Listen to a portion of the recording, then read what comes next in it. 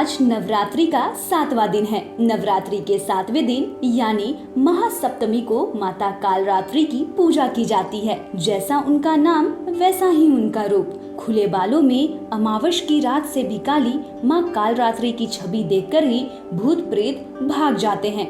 माँ का वर्ण काला है। इनका रूप भले ही भयंकर हो, लेकिन ये सदैव शुभ फल देने वाली माँ है, इसलिए ये शुभकरी भी कहलाती हैं। अर्थात इनसे भक्तों को किसी भी प्रकार से भयभीत या आतंकित होने की कतई आवश्यकता नहीं है। माँ कालरात्रि की विशेष पूजा रात्रि में करने का विधान है। माँ कालरात्रि के 3 नेत्र हैं। ये तीनों ही नेत्र ब्रह्मांड के समान गोल हैं। इनकी सांसों से अग्नि निकलती रहती है। ये गंधर्व की सवारी करती हैं। ऊपर उठे हुए दाहिने हाथ की वर मुद्रा भक्तों को वर देती है। दाहिनी ही तरफ का निचला वाला हाथ अभय मुद्रा में है, यानी भक्तों को हमेशा निडर और निर्भय रहने की सलाह देती हैं। एक प्रचलित कथा के अनुसार एक बहुत बड़ा दानव रक्तबीज था।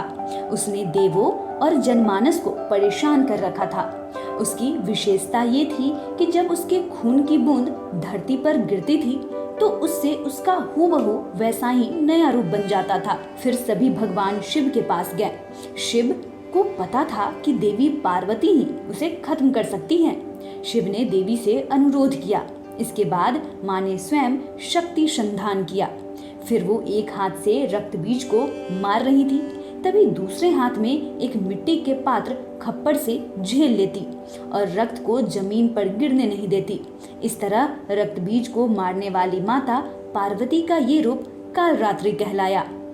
माता की 7वीं शक्ति कालरात्रि का मंदिर भी वाराणसी में स्थित है। कालरात्रि की उपासना करने से ब्रह्मांड की सारी सिद्धियों के दरवाजे खुलने लगते हैं और तमाम असुरी शक्तियां उनके नाम के उच्चारण से ही भयभीत होकर दूर भागने लगते हैं। इसलिए दानव, दैत्य, राक्षस और भूत प्रेत उनके स्मरण से ही भाग जाते हैं। अंधकारमय स्थितियों का विनाश करने वाली माता शक्ति कालरात्रि नाम से जानी जाती है। काल से भी रक्षा करती है माँ कालरात्रि। ये ग्रह बाधाओं को भी दूर करती है और अग्नि, जल, जंतु, शत्रु और रात्रि भय को भी भक्त से दूर भगाती है। इनकी कृपा से भक्त हर तरह के भय से मुक्ति पाता है। साथ ही माँ कालरात्रि का सच्चे मन से जो भी भक्त पूजा करता है वो उनसे जरूर प्रसन्न होती है। ऐसा कहा जाता है कि माँ कालरात्रि का जो रूप है वो भयानक है, लेकिन वो अंदर से उतनी ही दयालु है।